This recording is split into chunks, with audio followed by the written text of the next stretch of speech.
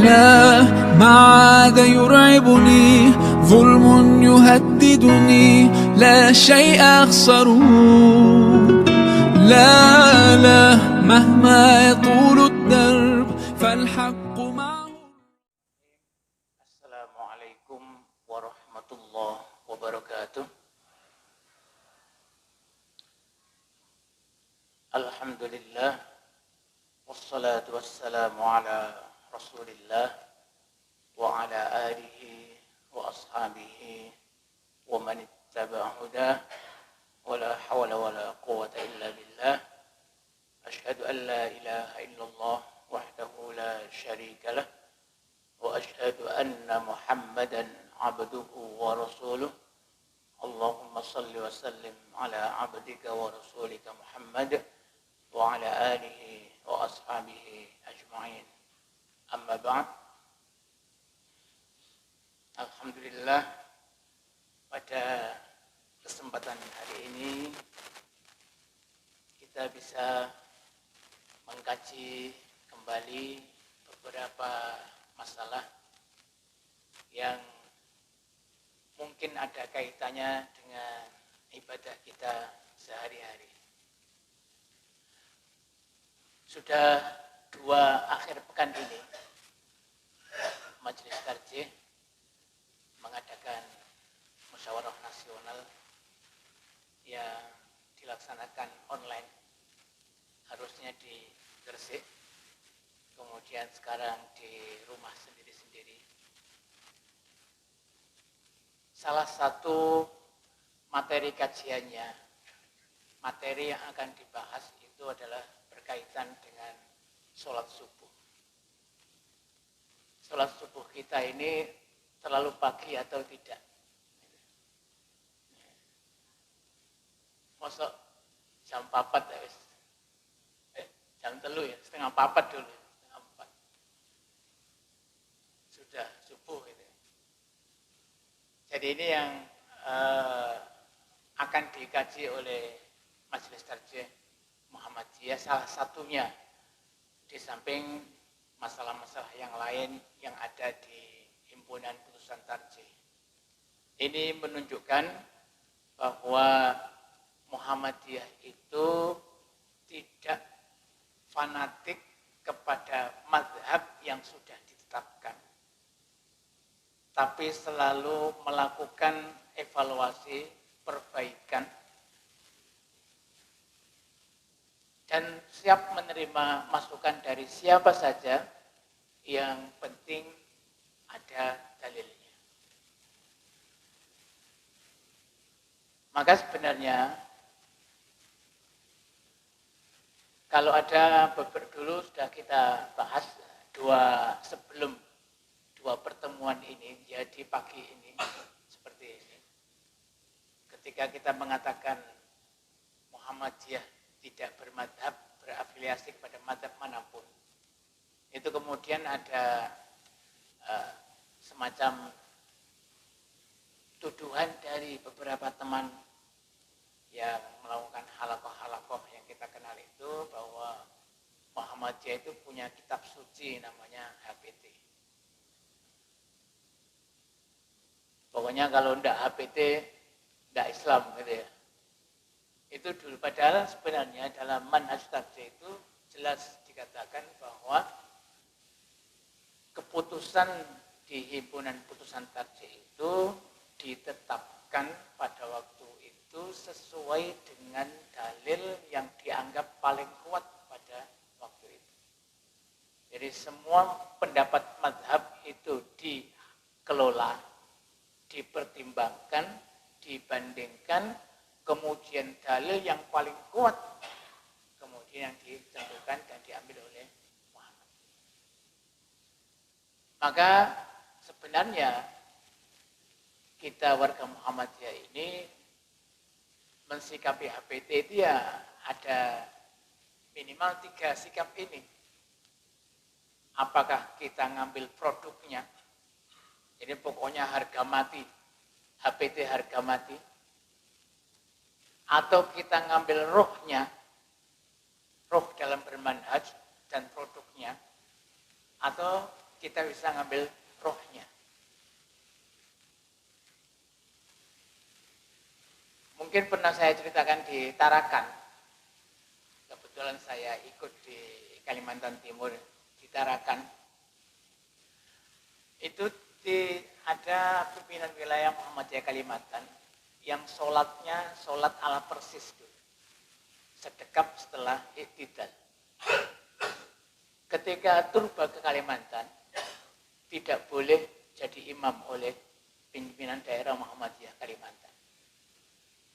Karena warganya fikihnya fikih HBT, sementara yang akan jadi imam meskipun itu orang Muhammadiyah, pimpinan Muhammadiyah, fikihnya fikih persis. Sampai seperti itu. Ini kalau kita ngambil produknya.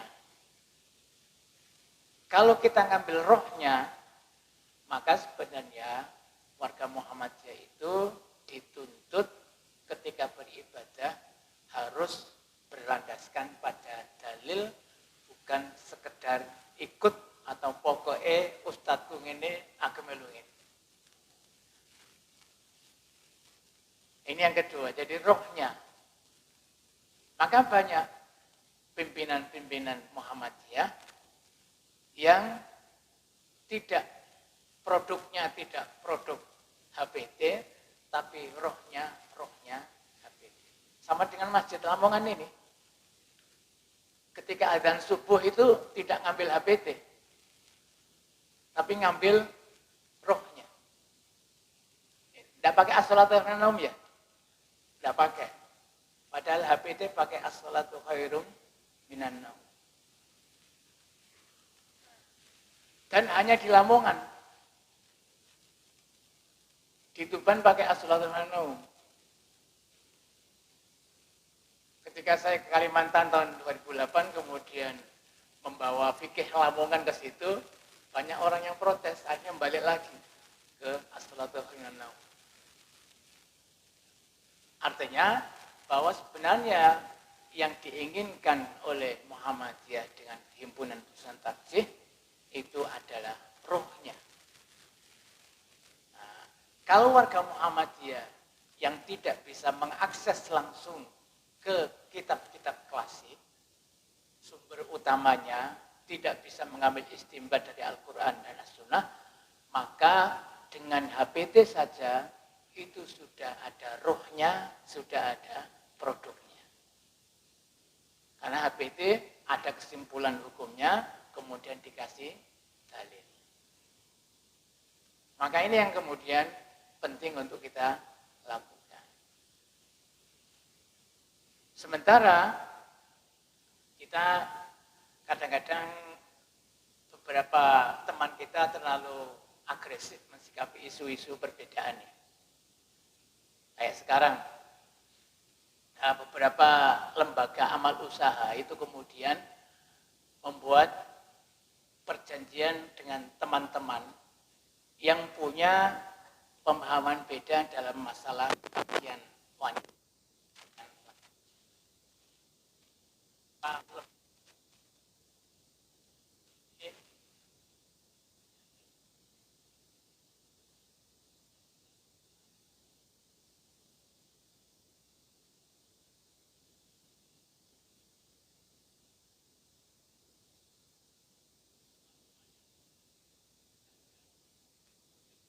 Merasa dicurigai bukan warga Muhammadiyah. Padahal yang diinginkan oleh Muhammadiyah itu roh. Yang penting kita beribadah, kita berbuat punya dalil. Sementara ini, ketika fatwa Muhammadiyah tentang haramnya rokok, kan fatwa.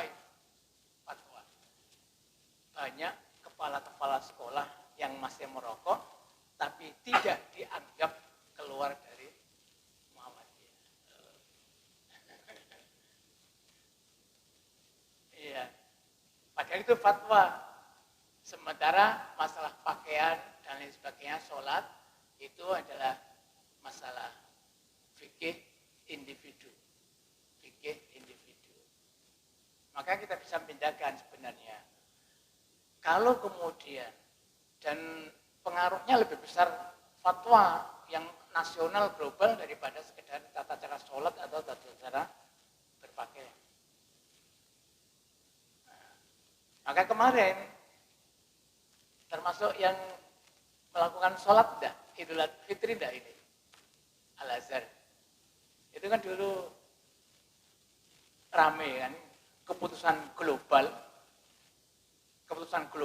yang itu menyangkut eksistensi orang per orang mujtahid Muhammadiyah. Tapi kemudian ternyata paciran yang dianggap sebagai sentralnya Muhammadiyah itu melanggar peraturan PP, kemudian melaksanakan sholat Idul Fitri. Itu kan kemudian beda antara tata cara sholat yang kemudian kita ini melakukan sendiri, kemudian keputusan yang berbeda pengaruhnya kepada global. Nah, itu kan kemudian kembali kepada sebenarnya yang dianjurkan di Muhammadiyah itu adalah rohnya. Kita beribadah, kita punya landasan hukumnya. Maka warga Muhammadiyah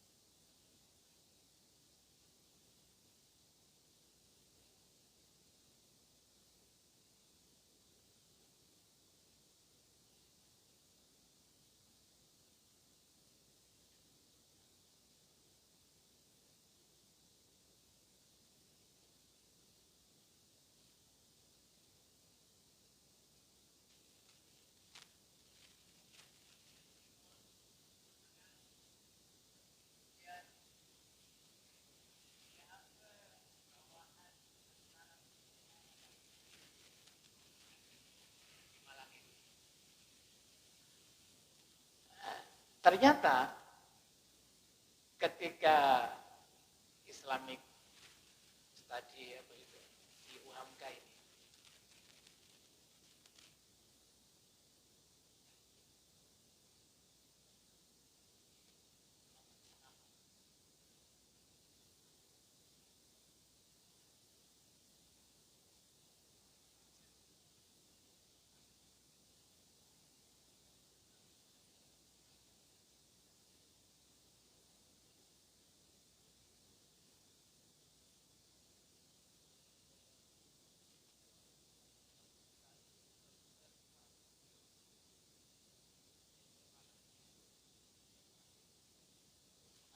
makanya selama beberapa tahun itu ketika fajar itu di bawah 16,48 rata-rata yang dilakukan oleh pusat astronomi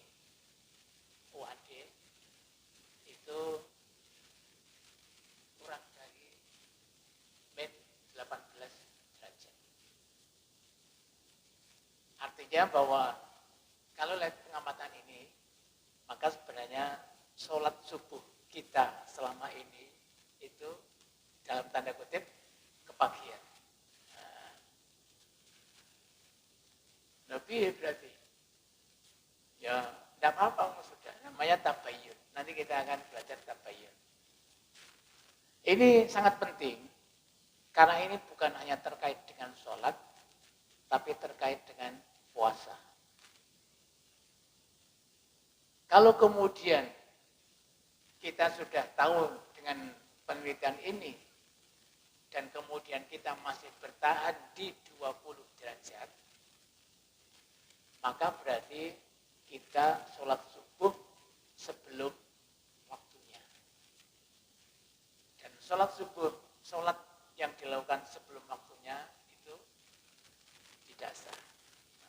Jadi ini sangat penting, maka Muhammadiyah selalu mengkaji terus.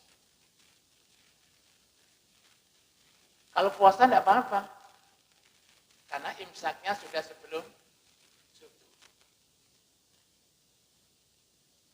Nah kalau kemudian nanti kita ambil yang 13 derajat, kita sholat subuhnya sah.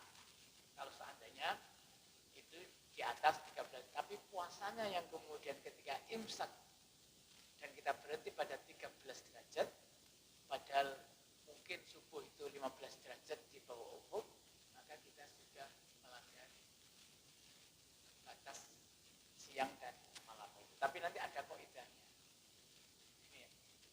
Jadi dari sinilah kemudian hukum fikih itu selalu berkembang dan siap untuk direvisi dan dikoreksi. Tapi Al-Quran dan As-Sunnah tidak ada yang perlu direvisi. Yang direvisi itu pendapatnya, pandangannya, bukan nasnya, bukan fikih, bukan hadisnya, bukan ayat. Nah, kalau kemudian nanti disepakati oleh majelis tarjih, forum, bahwa yang kita ambil itu adalah yang tengah-tengah misalkan 16,48 atau 16,5 misalkan. Maka yang sudah lalu-lalu yang kita kerjakan itu tidak apa-apa insya Allah, karena itu adalah tempatnya ijtihad. Dalilnya itu hatta yatabayyan. Jadi Nabi itu tidak pernah menentukan derajat-derajatnya. Tapi Al-Quran memberi batas tabayyun hatta yatabayyana lakumul khaytul abyadu minal khaytil aswadi minal fajr. Kalau kemudian kita artikan tabayyun, bayan, maka sholat subuh itu, fajar itu akan kita ikuti ketentuannya kalau kita sudah benar-benar yakin, sudah jelas terangnya bahwa itu adalah fajar. Nama bayan, tabayyun. Nah, maka karena ilmu pengetahuan itu diberikan oleh Allah kepada manusia untuk membantu memudahkan ibadah, maka ilmu pengetahuan dijadikan alat atau teknologinya untuk memantau konstanitas peredaran matahari dan peredaran bulan. Maka yang awal itu adalah ijtihad. Dengan istidlalnya semacam ini. Tapi nanti kalau ada perubahan, maka ijtihad yang baru dengan dalil yang baru itu bisa kemudian merevisi ijtihad yang lain. Kalau itu benar. Nah, itu ya. Jadi insya Allah tidak apa-apa. Maka dulu sering saya katakan kepada teman-teman, saya ini kerinan. Ternyata baru ngemplok 1.20-an itu sudah subuh. Gimana yang di piring? Nah, itu. Kalau yang di piring tidak boleh dimakan.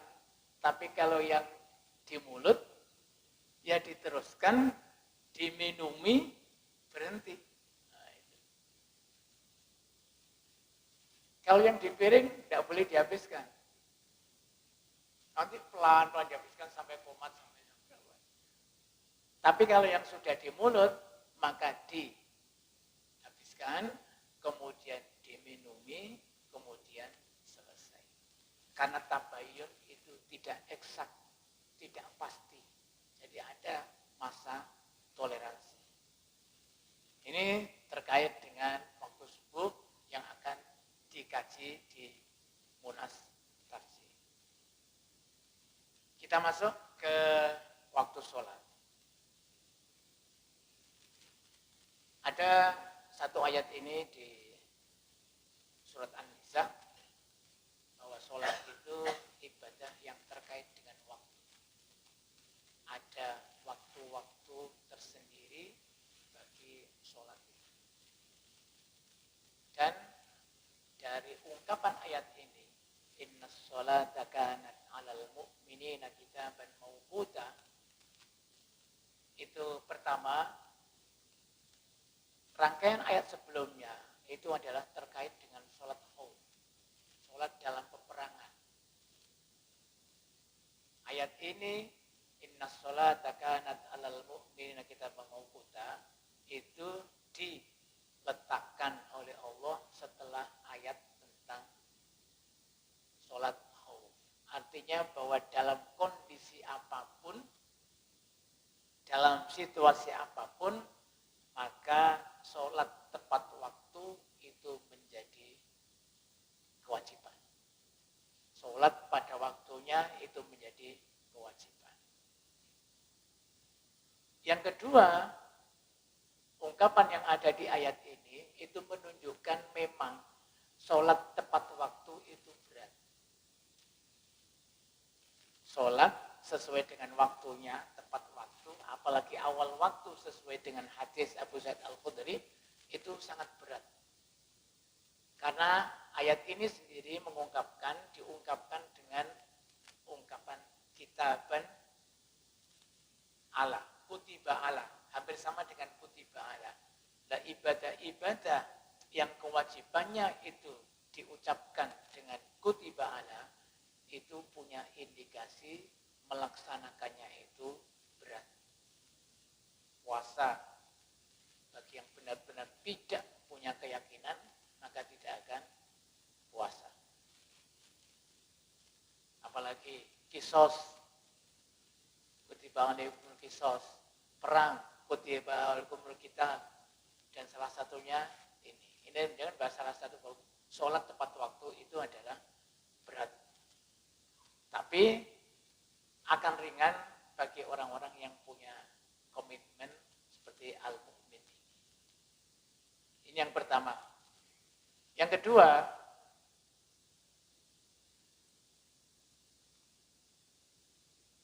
di ayat Al-Quran itu ada surat Al-Isra, ada aqimis salata liduluki syamsi ila ghasaqil laili wa qur'an al-fajr, inna qur'an al-fajri kana mashhuda. Kalau tanpa ada hadis yang menjelaskan waktu secara terperinci, maka sebenarnya di ayat Al-Quran itu ada 5 ayat yang menunjukkan bahwa sholat itu memang 5 waktu. Ini disebutkan oleh di tafsir Ar-Razi, Fakhruddin Ar-Razi, Al-Fatihul Ghaib, itu menunjukkan bahwa ada 5 ayat dalam Al-Quran yang menunjukkan bahwa waktu sholat itu 5. Jadi kalau tak ada hadis misalkan, kita sudah cukup dengan ayat Al-Quran. Salah satunya adalah di surat Al-Isra tadi.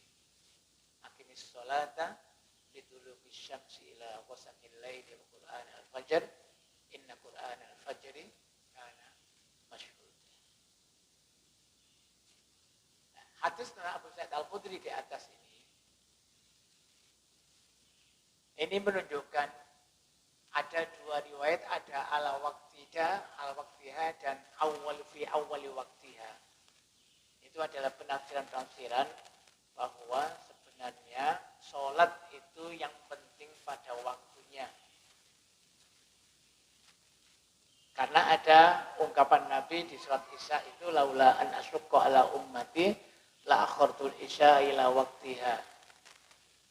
Karena Isya kalau kemudian disepakati oleh orang banyak dan jamaahnya itu kemudian maka waktu terbaiknya itu adalah waktu yang nanti kita lihat waktunya kira-kira kapan itu.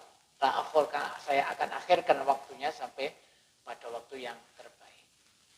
Tapi semangat daripada hadis dan ayat tadi adalah bahwa kita ini dianjurkan untuk sholat pada waktunya. Dan secara terperinci Rasulullah menentukan waktu-waktu sholat itu. Ini ada yang saya ambil hadis 1 dan hadis yang kedua. Ini hadis batas awal, ini hadis batas akhir daripada waktu itu. Kita ambil 1. Ini tidak usah saya baca ini ya, tidak usah saya baca. Ini hadis awal waktunya. Jadi waktu sholat itu zuhur dimulai dari tergelincirnya matahari ke barat. Namanya waktu zawal. Maka ketika matahari belum tergelincir ke barat, belum boleh sholat zuhur, juga tidak boleh sholat sunat. Nanti kita akan bahas, mudah-mudahan cukup waktunya. Sholat asar ketika bayangan sama dengan bendanya, maghrib ketika terbenam matahari benar-benar, isya ketika mega merah sudah hilang, kemudian subuh ketika fajar terbit. Dari sini maka kita ini mengenal 2 penggunaan waktu, 2 penggunaan alat untuk menentukan waktu. Ibadah yang kita lakukan sehari-hari itu patokannya, pedomannya itu adalah peredaran matahari harian. Ibadah yang kita lakukan berkala tahunan, itu pedomannya adalah bulan. Puasa, haji, iddah, dan lain sebagainya, kafaroh, itu patokannya patokan bulan. Tapi kalau sholat, patokannya patokan matahari, sinar matahari. Ini hadis tentang akhirnya dan kita ringkas di sini.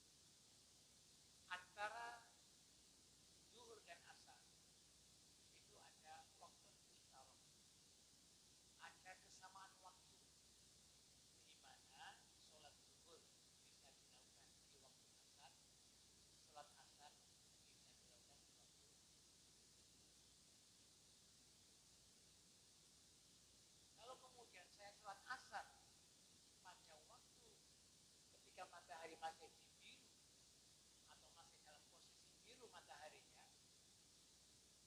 maka sholat zuhurnya tidak sah.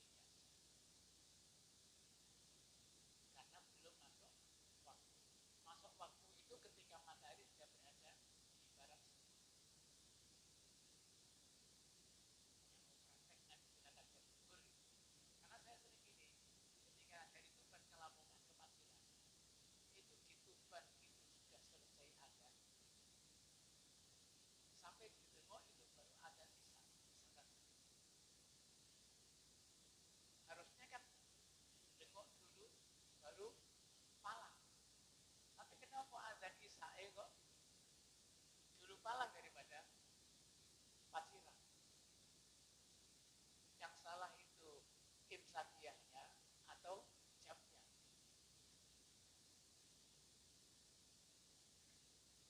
Itu masih penting kalau asar dan isya. Yang fatal itu adalah ketika mulai waktu zuhur. Jadi kalau saya datang ke masjid kemudian sholat zuhur padahal belum azan, maka sholat zuhur saya tidak. Tetapi ketika saya sholat asar di waktu zuhur dan belum masuk waktu asar, maka sholat asar saya sah. Karena antara waktu asar dan waktu zuhur itu ada mustarok, waktu bersama, dulu syams. Misalkan dari sini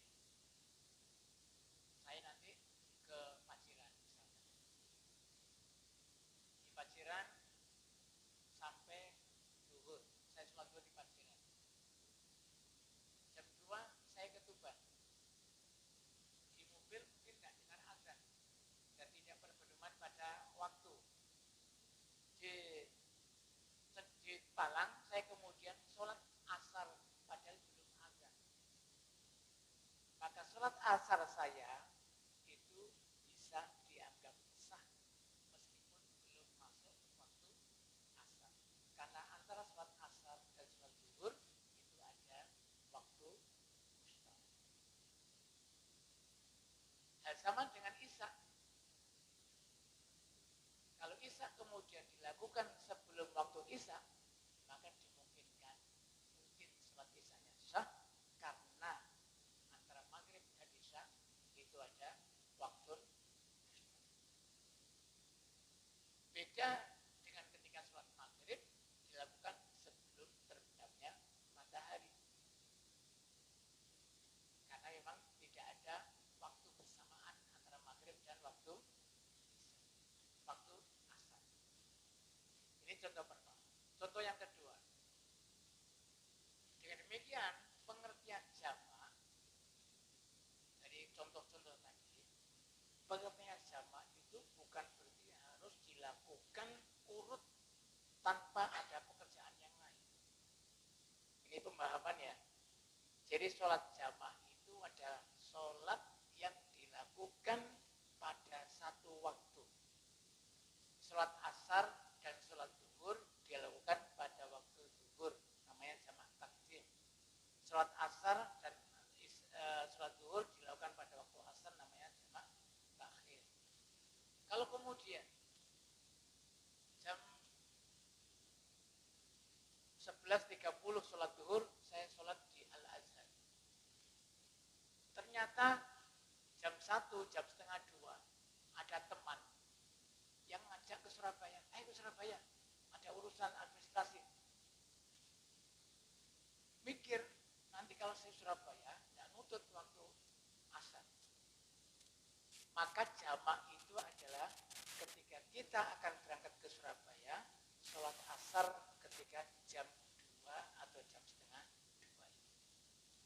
2. Itu sudah dianggap jamak karena melakukan sholat asar dan sholat zuhur di awal waktu, di sholat.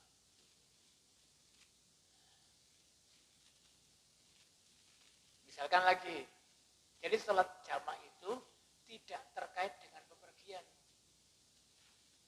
Boleh sholat jamak di rumah meskipun tanpa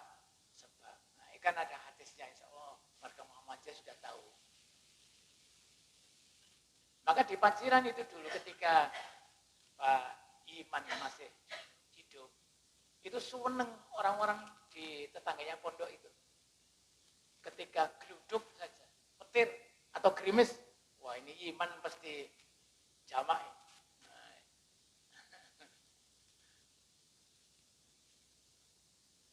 Jadi jamak itu adalah melakukan, jadi yang di buku-buku fikih di SD, di Sanawiyah, di Aliyah, itu terlalu ketat karena tidak boleh ada pekerjaan sama sekali antara sholat zuhur dan sholat asar atau maghrib dan isya ketika kita jamak takdim atau jamak. Nah, sekarang waktu ikhtiari dan waktu ittirori. Ada dua waktu, wasar dan isya. Itu mengenal dua waktu, ikhtiari dan ittirori. Kalau sesuai dengan hadis, maka waktu asar itu ila antasfarros syams, ketika matahari menguning, sebelum merah itu. Kuning bagian atas.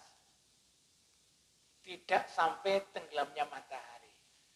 Yang bagian kuning atas sebelah kiri kita, sebelah sini, sebelah utara, itu namanya waktu ikhtiari bagi sholat asar. Ini saya kenalkan istilah-istilah fikih. Yang sholat isya putih dan abu-abu itu waktu ikhtiari. Artinya, bagi siapa saja yang tidak punya halangan sama sekali, tidak sedang bepergian, dan tidak sedang sakit, tidak ada halangan, maka sholat pada waktu yang ditentukan ikhtiari itu menjadi wajib. Barang siapa yang menunda sampai kepada waktu ittirori, maka sudah melakukan kemaksiatan, meskipun melaksanakan sholat pada waktu ittirori itu dianggap sah. Jadi yang tidak punya pekerjaan, tidak punya tugas, tidak punya tanggung jawab, tidak sedang menstruasi yang terakhir, tidak sedang sakit, tidak sedang bepergian, maka asar itu harus dilakukan pada waktu kuning itu. Sholat isya itu tidak boleh dilakukan setelah jam 12 malam. Tetapi barang siapa yang berhalangan, misalkan hari itu adalah hari terakhir menstruasi, masa tunggu, maka 1 menit sebelum maghrib ketika sudah yakin bersih, maka boleh melakukan sholat asar di situ.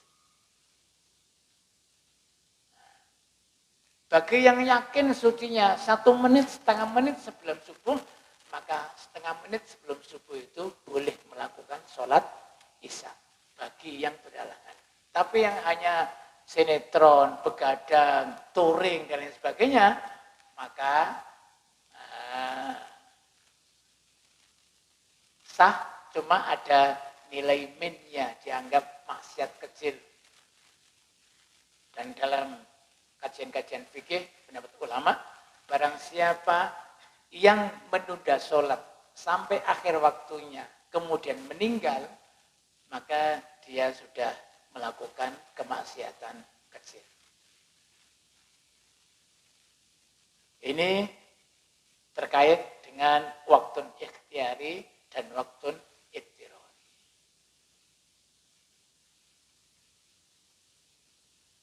Masuk, masih ada waktunya enggak? Nah, masih ya. Masuk kepada, tadi sholat wajib.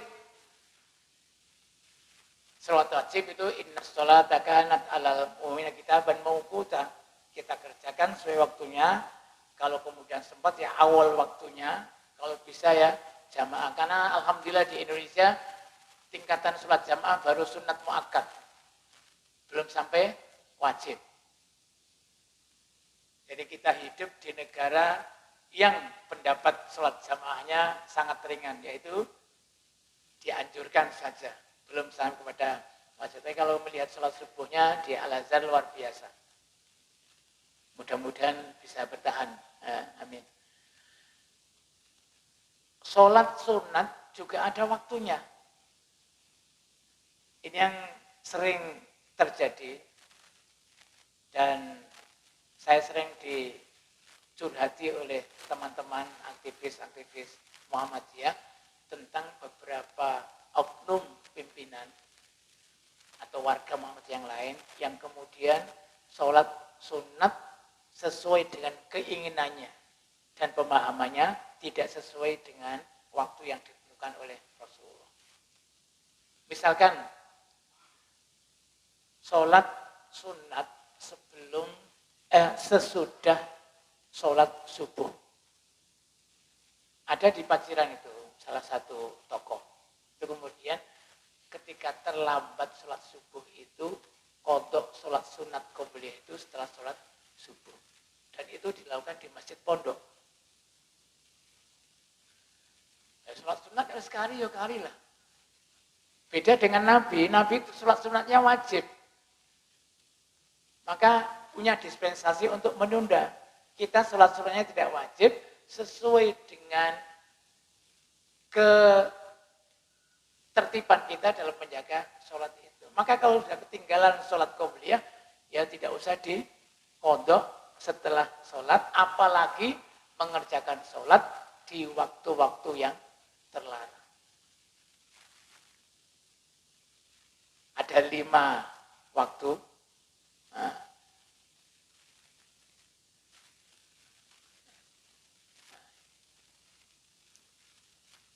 Setelah sholat asar sampai matahari terbenam.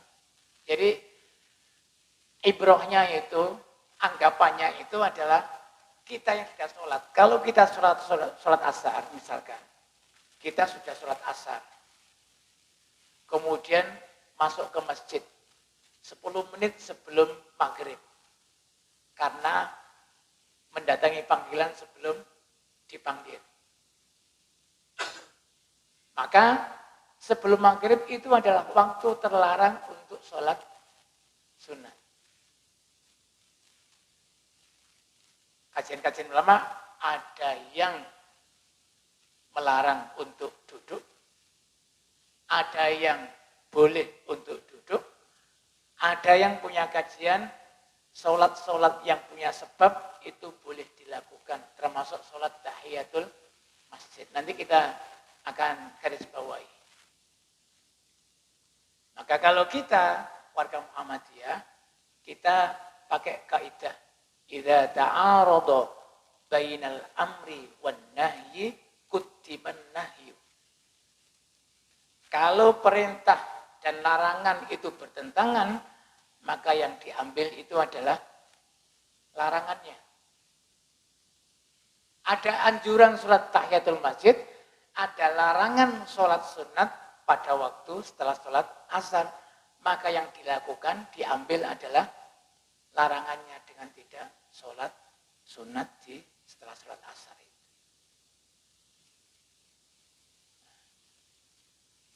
Idza ta'arada bainal amri wan nahyi quddiman nahyi. Ada perintah untuk puasa, sholat, ada larangan bagi perempuan untuk tidak sholat pada waktu men. Maka yang diambil larangannya, bukan perintahnya. Idza ta'arada bainal amri wan nahyi quddiman nahyi.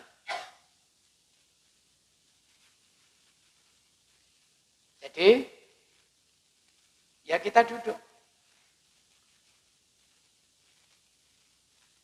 Ketika waktu-waktu yang seperti ini.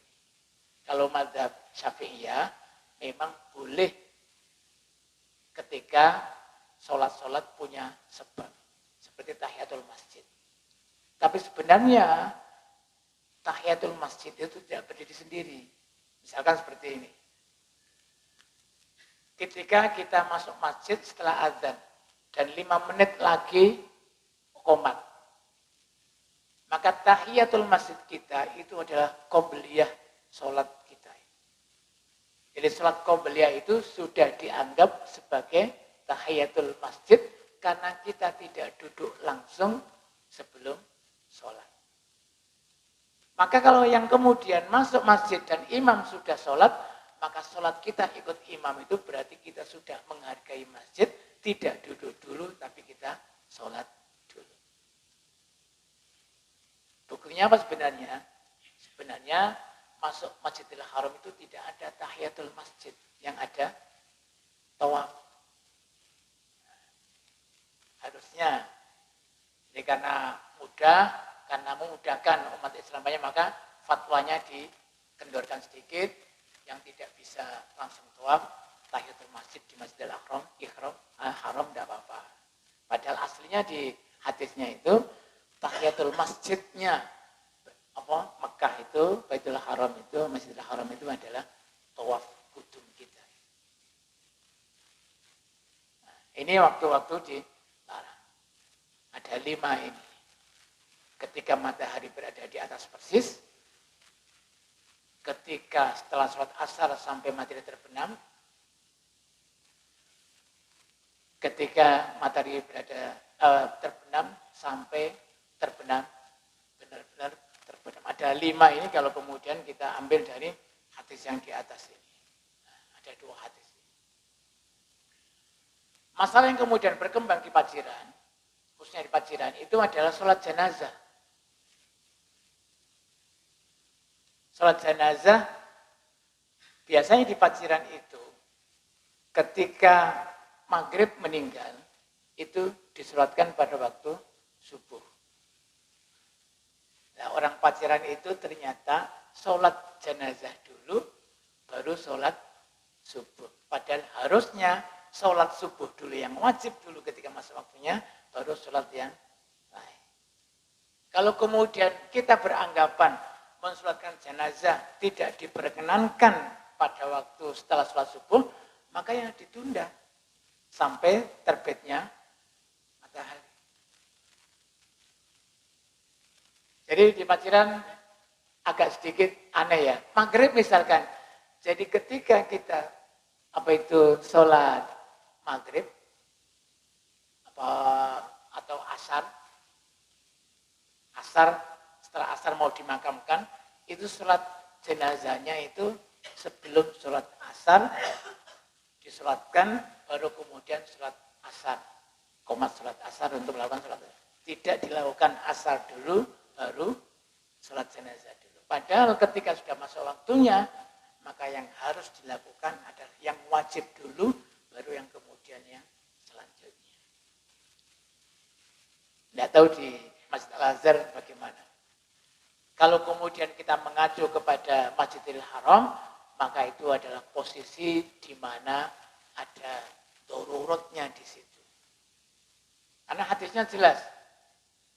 Salah susaatin. 3 waktu di mana Rasulullah melarang kita untuk mensolatkan jenazah dan untuk mengkuburkan jenazah. Ada 3 waktu itu. Pertama adalah hina tatul isyams. Kemudian ketika terbitnya matahari, dari setelah subuh sampai terbitnya matahari. Kemudian ketika matahari berada di atas persis, belum waktu zuhur, atau ketika matahari akan terbenam. Tapi kalau kemudian kita pahami ini secara tekstual, maka sebenarnya mensolatkan jenazah itu adalah boleh dilakukan setelah sholat asar, tapi tidak boleh dilakukan ketika matahari mau terbenam. Boleh dilakukan setelah subuh, yang penting tidak dilakukan setelah ketika matahari mau terbit. Itu kalau kita pakai letter luck-nya tekstual hadis ini. Tapi kemudian diambil oleh mazhab Syafi'i bahwa sholat jenazah itu masuk dalam kategori min zawatil asbab, sholat-sholat yang punya sebab, maka boleh dilakukan ketika waktu-waktu yang terlarang. Apapun yang kita lakukan, yang penting kita punya landasan dan kita yakini istimbat kita itu adalah yang benar. Tapi sementara sebenarnya yang dipatok oleh Muhammadiyah itu tidak mensolatkan, dipahami oleh Muhammadiyah, itu tidak mensolatkan jenazah setelah sholat subuh dan setelah sholat asar. Itu yang dipegang oleh Muhammadiyah. Tapi ini kemudian dipahami oleh orang Paciran, kalau kemudian akan dimakamkan setelah subuh, berarti disolatkan sebelum sholat subuh. Jadi sudah azan, baru sholat subuh, sholat jenazah, baru sholat subuh. Sudah azan, sholat jenazah, baru sholat asar. Dan ini apa itu?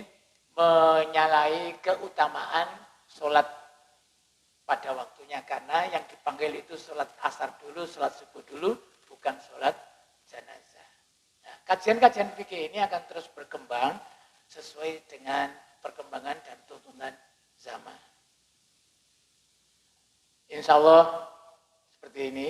Nah, kemudian sering pemahaman warga Muhammadiyah, Ibu Aisyah di Paciran, itu sering memahami tidak mengkodok sholat. Memang iya, tidak mengkodok sholat, tapi mengkodok puasa. Tapi sebenarnya kodok sholat itu ada.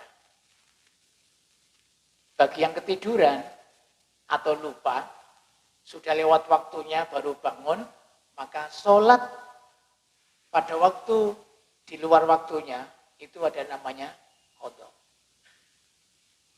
Sholat subuh jam 7, karena baru bangun jam 7, maka sholat subuh itu adalah kodok. Dan itu boleh. Karena Rasulullah juga melakukan itu. Nah ini contohnya. Perang Khaibar. Perang Tabuk juga demikian. Jadi karena capek, Nabi istirahat di malam di tengah jalan, tidur, ternyata kebablasan sampai matahari sudah ketika waktu duha. Jadi Nabi dan sahabat-sahabat itu bangun ketika sudah dibangunkan oleh matahari. Maka kemudian tidak langsung, jadi etika kita ketika kita mengerjakan sholat baru bangun tidur, itu tidak langsung buru-buru, tapi tenang, ambil air wudhu, kalau butuh kencing, kencing, kalau butuh buang air, kemudian sholat qobliyah subuh, kemudian baru sholat subuh. Rasulullah juga demikian. Ketika di lembah itu baru dibangun matahari, maka mengajak sahabatnya untuk pindah tempat, kemudian berwudu, kemudian sholat qobliyah subuh, kemudian baru qomat untuk sholat subuh.